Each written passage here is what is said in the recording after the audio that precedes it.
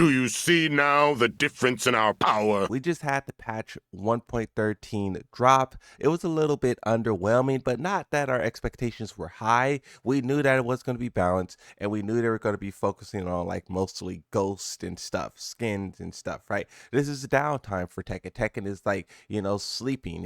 It's hibernating, and it's going to come out when it's time, and it's going to knock our socks off. So this update, kind of a sleeper, but the developers also announced the Tekken Talk Live, where they'll talk about season 2, where they'll talk about Anna, and there's some things that the developers have said about that gives us a little bit of information on what they're planning to do. And I want to cover that in this video. And also, you guys remember the poll that Michael Murray did where he was talking about the DLC all at once or revealing it one at a time? We have an update to that situation as well. But first, I'll start off with this. Let's conclude the conversation on patch 1.13. So this tweet here says, "Fighters, an issue has been found in Tekken 8 where avatars using Match Anywhere and the Fight Lounge will appear as in Ghost Battle, preventing spectating.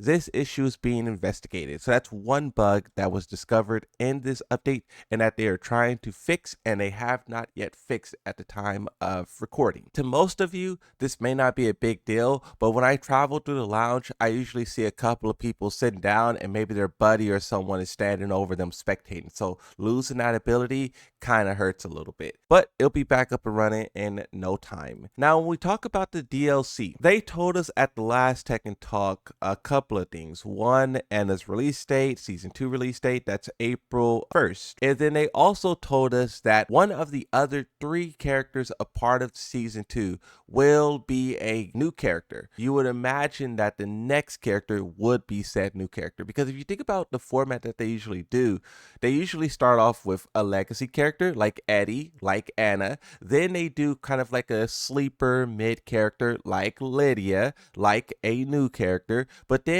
at Evo, the third character is usually the most banger of the whole pass, like Heihachi. For me, I think season 2 will be Armor King. And then the final character is a guest character or something else really big to wrap it off. And when you look at season 2, this is basically what I think the format is going to be. Summer will be the new original character they hinted at, because it doesn't make sense for them to say new character and not show them next. Also, the other 3 new characters in Tekken 8, Reina, Victor, Azazina, all have their own stages, so it would make sense that the 4th new character also has their stage. So that's just my prediction on what season 2 could be. I could 100% be wrong on that. We did have this scare, however, where Wolfmaker, this is a person who makes a lot of art for the characters, they tweeted out, "Just finished drawing my second character for season 2. Can't wait for everyone to see it." Now, this picture here that they show has Jin Kazama holding the pen, but in the background you see this waifu character with the cleavage hanging out. And a lot of Tekken players thought that this was a teaser at who the next character will be. But then Wolfmaker clarified and said that the wallpaper illustrations are original characters. So basically saying that was an accident, right? Now we'll talk about the Tekken Talk Live, and we'll do Michael Murray's poll after. It's happening on the 23rd and the 24th. And Nikatsu tweets on Twitter, "I'll do my best in preparing to meet everyone's expectations. I need more time." Yasuda says, "This time the focus is on Tekken 8 Season 2 live gameplay. So there will be probably very few PowerPoint slides, maybe. So that's going to be fire. Attention, viewers who repeatedly spam buff and debuff comments for specific characters in the chat. Disrupting communications between the audience and presenters will likely be timed out." It's interesting because in the last Tekken Talk, they were following their like scheduled format, and then they stopped everything, and it was like, everyone who's spamming that, you guys probably shouldn't do that. And they were talking about if they could figure out a way to block the word buff and nerf from being spammed in the chat, but they probably found out that they couldn't do that. I don't think you could do that on YouTube. Maybe you can. I know you could do it for comments, but not for a live chat, I don't believe. But they're just going the route of like, okay, we're just going to time everyone out. I think it's interesting because like they have to keep in mind that they went a full year, over a year now, without significantly buffing or nerfing the game. And it would make sense that the characters would be locked onto that idea. And I think all of that conversation could be shut down so quickly if they just showed the players what they want to see. If they just showed some Jin demonstrations, Nina, Yoshi, Alyssa, whoever, being like nerfs. You would see the conversation quickly change from nerf this character, buff this character to people celebrating like crazy. It would be organic. This is more so forced. But at the same time, I get it. There's probably a lot of new people in the chat, and they don't want those new people seeing this behavior. But you have to understand, this is what Tekken is. This is how people behave. Now, if we also talk about this poll, the all at once versus one at a time. This is something that was brought up unscheduled during the Tekken Talk. Harada saw the chat, and he just wanted to give a take. And now, what I was trying to highlight at the time, and because this plays a big factor into the results that we have now, is that the developers are against doing it at all at once. I did a poll on my channel 11 days ago, 18,000 votes. Should Tekken reveal DLC all at once or one at a time? And the winner for that poll, 65% all at once. Michael Murray did a poll at the same time. Per the Tekken Talk Live, do you want to know the characters in the whole season pass ahead of time with just simple concept sketches, or like the current big reveals at EVO, etc.? Knowing ahead of time, 64%.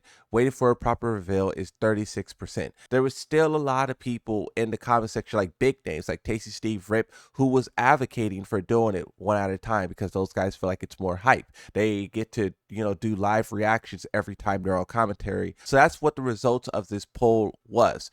But what I want to emphasize is that for some weird reason, the developers convinced themselves that if they give a glimpse of what the characters are, then all of a sudden they cannot do a reveal at EVO. They cannot show a trailer at some event.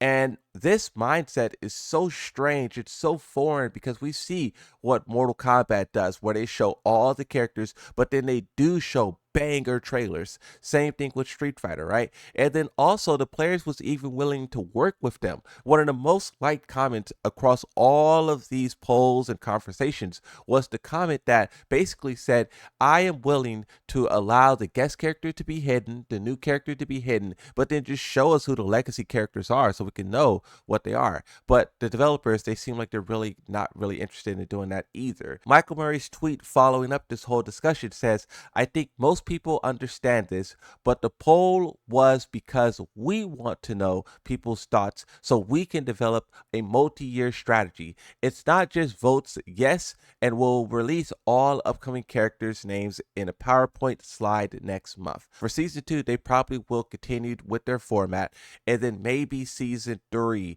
they will start to do things a little bit differently. But what I like to highlight is how they're already kind of doing that. They view this idea of like teasing characters as a bad thing, but they did that with Anna. They showed the helicopter painted like Anna with the kiss on it. That told everyone this is Anna. Why couldn't they do that 4 times for the 4 characters? Why do they feel like in order to tease a character they have to show the concept art? Because that's not what they did for Anna. And then also that's not what they're doing for the next character. They told us a new character. That's all that people were asking. Tell us the new character, tell us the guest character, and it gave us some vague teaser that we could piece together ourselves to figure out who the legacy character is. That's all that people are asking for. We don't need sketches. We don't need gameplay. We just want an idea to base it off of. You can make like tiger noises at the end of the Anna trailer to hint Armor King showing up. It's literally that simple. But he goes on to say, sooner, probably yes. Everything all at once, at the moment, probably not. So this is pretty interesting as well, because he is acknowledging that the DLC kind of took a long time. I had a graph, and I'll show you guys that graph on screen now, that shows how much time we had to wait between each character reveal and release, etc. And basically the rough estimate is like 60 to 70 days. So if they're talking about doing it sooner, maybe that would come down to like 50 days, 40 days. So basically that's one character every month and a half. And if you think about it, that's kind of what Marvel's Rivals is doing. Those guys, they committed to the idea of doing it one character every month and a half, 2 characters every 3 months. And if Tekken could do that, holy smoke. Because if you think about it, Tekken characters have so many more moves. The move list for Tekken is insane. And that's the biggest thing to consider. With Marvel's Rivals, you have like 8 moves. You don't have that many like voiceovers. You don't have like, it's a lot less. So if the Tekken developers can cut down on that time, that is crazy. Final tweet here. Someone says, but question, Wouldn't that go against the new Steam rule? Michael Murray says no, as mentioned in the broadcast. And basically, what he is referring to is that that Steam thing did go out, but then they later clarified so you don't need to actually specify the names of each character. The point is to just let the players know what they're paying for. Everything you see is what you get. You can't add stuff, you can't remove stuff, because that's really what Steam was trying to highlight. Other games promise a season pass, whether it be an expansion, a new map, a new car, etc. But basically, they start pulling content. And Steam is basically saying that one, you can't do that. And if two, if you do that, then you need to refund people because they're missing content that they're paying for.